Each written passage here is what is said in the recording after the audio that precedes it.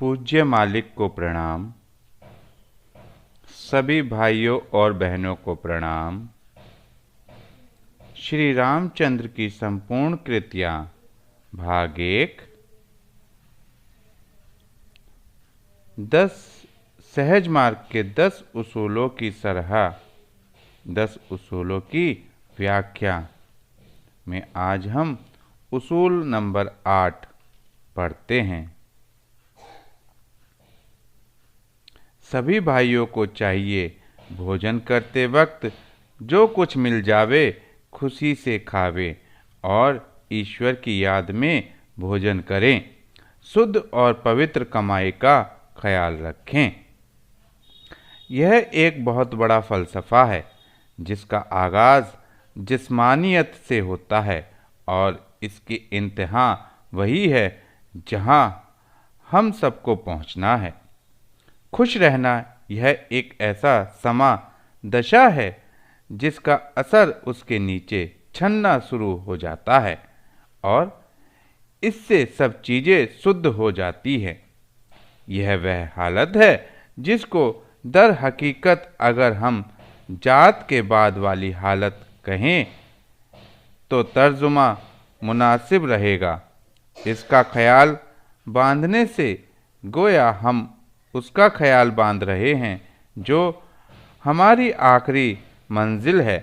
गोया इब्तिदा हमने उस बड़ी हालत से की जिसके बाद बस वही रह जाता है। यह वह ताना बाना है जो कुदरत ने अपने आप बुना है। गोया दूसरे मानों में उसको कुदरत का मादी हिस्सा होना कह सकते हैं। यह महदियत भी कैसी जो बराए नाम और कहने मात्र को और जो उस हालत का इंकशाफ स्पष्ट कराती है जिस पर हमको पहुंचना है। अब जिस चीज़ का एहसास होता है उसके लिए लफ्ज़ महारियत या यूँ इस्तेमाल किया गया है कि यह चीज़ बहरहाल वहम या गुमान में आ जाती है और मुमकिन है कि अक्सर लोग इसको धोखे से मायावी गिलाफ कह जावें, मगर वह इस हालत का सही तर्जुमा न होगा। यह वह हालत है जो वाकई मायावी पर्दे में प्रवेश किए हुए है। अब इसको खाना खाते हुए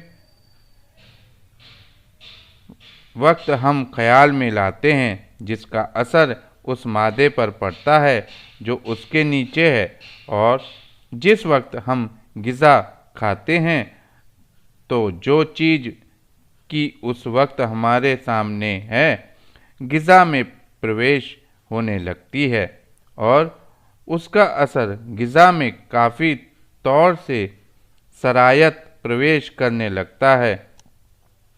गोया वह चीज़ जो हम खा रहे हैं उसको भी हमने उसके ज़ेरे असर कर लिया है, जिसका असर हमारी रगों में जाकर उसमें शामिल हो जाता है।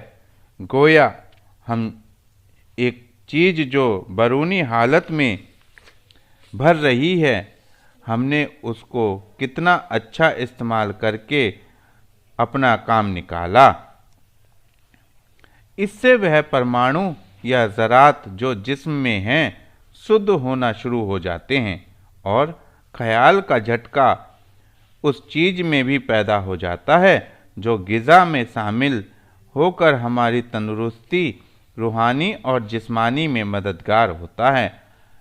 प्राण की ताकत सब जगह छाई हुई है, कोई चीज़ इससे बरी नहीं है। ग़िज़ा में भी है और उसके बाहर भी। हम अपने ख्याल का झटका उस चीज़ में देने लगते हैं जिससे उसकी ऐसी हालत हो जाती है जैसे कि दो पत्थरों के रगड़ने से शरारा चिंगारी पैदा होती है और उसकी हालत उस ताकत के से जिसके जरिए शरारा बरामद हुआ है मुख्तलिफ और शुद्ध है, और जात के संबंध से जो चीज़ की बरामद होती है उसी के द्वारा हम जात की तरफ पहुँचते हैं, इसलिए कि उसके बाद वाली हालत में यह ताकत नहीं है कि जो हमको असल कैफियत तक पहुंचा सके। वहम व गुमान सब इसके पीछे छूट जाते हैं। यह हमारे लिए जात में पहुंचने का रास्ता बना देती है।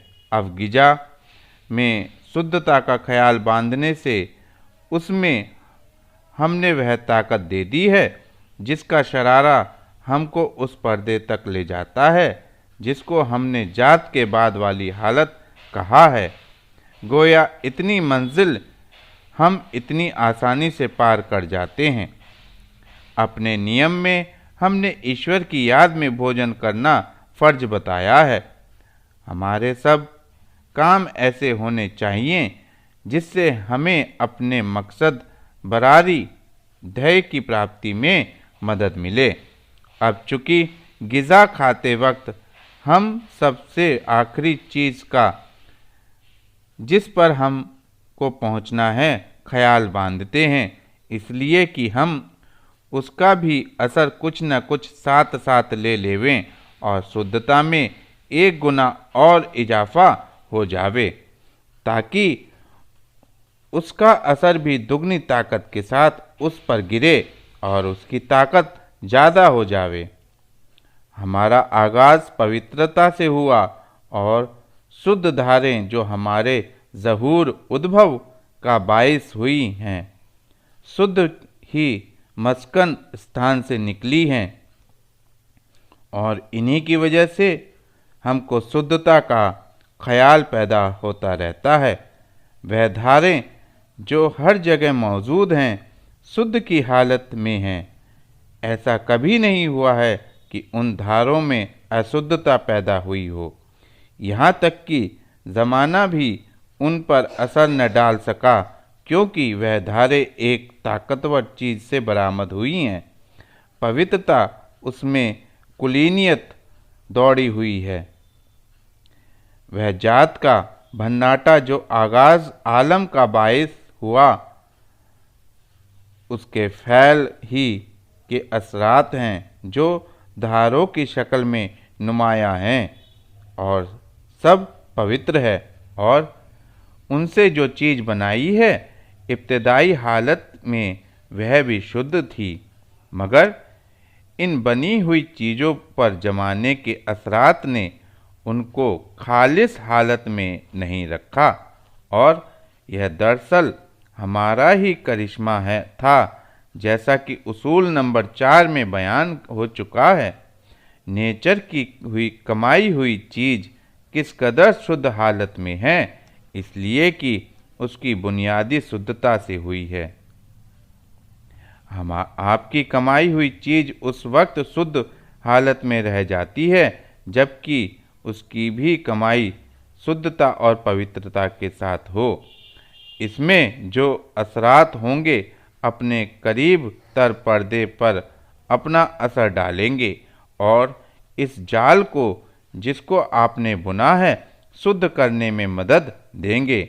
इसलिए महात्माओं ने शुद्ध और पवित्र कमाई पर बहुत जोर दिया है।